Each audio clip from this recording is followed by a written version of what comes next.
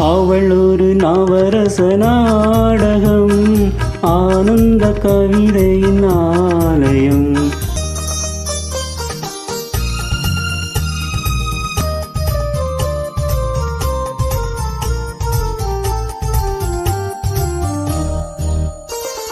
மரகத மலர் வீடும் பூங்கொடி, மழலை கூறும் பைங்கிளி. மரகத மலர் வீடும் பூங்கொடி, மழலை கூறும் பைங்கிளி.